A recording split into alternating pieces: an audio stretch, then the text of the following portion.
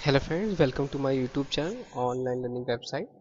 दोस्तों, आज हम लोग बात करेंगे इक्विलिब्रियम ऑफ फ्लोटिंग बॉडीज की एंड मेटासेंट्रिक हाइट के बारे में। तो दोस्तों, सबसे पहले हम लोग बात कर रहे थे कि फ्लोटिंग बॉडीज क्या है, क्या इसका रेगुलेशंस होता है।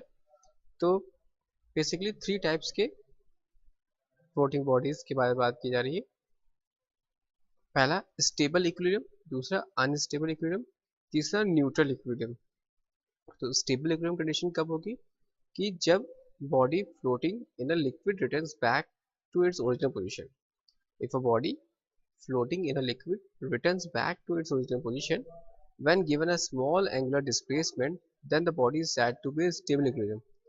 तो स्टेबल इक्विलिब्रियम कंडीशन यहाँ पे इंडिकेशन किया जा रहा है कि यदि बॉडी फ्लोट कर रही है ना लिक्विड में, returns back to original position और when given a small angular displacement, then the body is said to be stable equilibrium condition.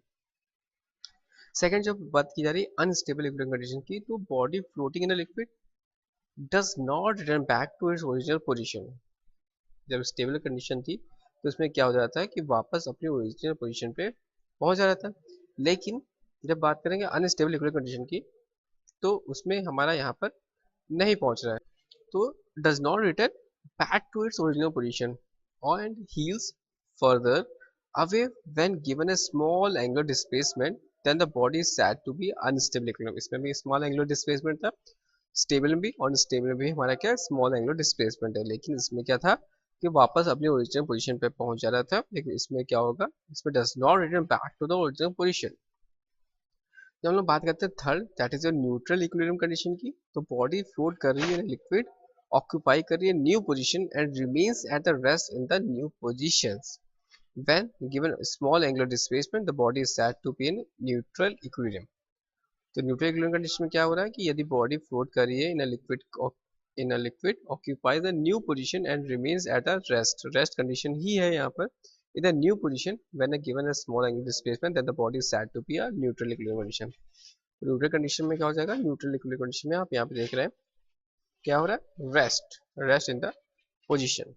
तो तीन तरह के इक्विलिब्रियम कंडीशन में पढ़ी, पहला स्टेबल इक्विलिब्रियम कंडीशन, फिर अनस्टेबल इक्विलिब्रियम कंडीशन, फिर हमने पढ़ा न्यूट्रल इक्विलिब्रियम कंडीशन। तो आगे बढ़ते हैं तो हम लोग यहाँ पे देखते हैं कि Meta centre and Meta centric height के बारे में बात करते हैं। तो मेटा सेंटर क्या होता है, मेटा सेंट्रिक हाइट के बारे में। तो मेटा सेंटर की बात करते हैं तो मेटा सेंटर में be defined as the point about which a floating body start oscillating.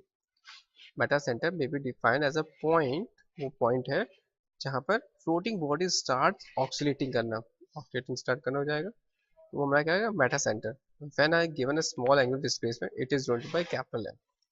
तो मेटा सेंटर की कंडीशन क्या हो जाएगी, फ्लोटिंग बॉडी स्टार्ट करेगी ऑक्सीलेटिंग और when I given a small angular displacement, इसको हम डिनोट करेंगे कैपिटल एम से, ध्यान रखिएगा कैपिटल एम से। जब हम लोग बात करते हैं मेटासेंट्रिक हाइट की, मेटासेंट्रिक हाइट के केस में क्या हो जाएगा, is the distance between the centre of gravity, centre of gravity किसको कैपिटल जी से।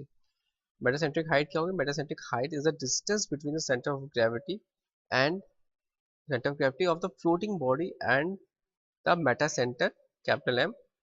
यानी किस तरह रिप्रेजेंट करेंगे, capital G M. G M metacentric height यहाँ पे निकालने की कोशिश कर रहे हैं, तो यहाँ पे फॉर्मूला यूज करेंगे आई अपॉन वी माइनस बी जी, और आई अपॉन वी को हम लिख सकते हैं बी एम माइनस बी जी। तो आई हमारा क्या है, moment of inertia of a section area of the floating body at the water surface पर। और कैपिटल वी हमारा क्या है, कैपिटल वी हमारा इंडिकेशन करता है volume of the body submerged in a water. BG हमारा क्या है, कैपिटल बीजी हमारा इंडिकेट करता है distance between the centre of distance between the centre of buoyancy B and the centre of gravity B and G, जो कि represent कर रहा है distance between the centre of buoyancy B and the centre of gravity capital G। तो G is equal to I upon B minus BG या BM minus BG। This is the metacentric height. तो आगे condition क्या indication करता है, indication ये करता है कि अगर स्टेबल कंडीशन है तो कैपिटल एम, कैपिटल हमारा एम क्या था हमारा, कैपिटल एम था हमारा मेटासेंट्रिक, मेटा सेंटर। तो कैपिटल एम क्या था, मेटा सेंटर। तो स्टेबल स्टेबल कंडीशन में क्या होगा, Meta centre lies above the capital ji. Capital G था हमारा क्या, centre of gravity, Meta centre lies above the centre of gravity. तो स्टेबल कंडीशन समझ बॉडी कंडीशन में क्या हो जाएगी कि capital B lies above the capital ji, lies the capital ji. Second unstable condition में क्या हो जाएगा, अनस्टेबल कंडीशन में एम लाइज बिलो जी, बी लाइज बिलो जी। दोनों स्टेबल कंडीशन में हम देखा था कि एम लाइज अबव जी था और बी लाइज अबव जी था, लेकिन जब अनस्टेबल कंडीशन हो जाएगी तो ये बिलो हो जाएगा, एम लाइज बिलो जी, बी लाइज बिलो जी। न्यूट्रल कंडीशन में क्या हो रहा है, जो हमने पढ़ा था रेस्ट कंडीशन, यानी यहाँ पे floating body M and G coincides, B and G coincides, M and G भी कोइंसाइड हो जाएगा और B and G also coincides. The time of oscillation capital T of a floating body is given by capital T is equal to 2 pi square root of k square upon h into g।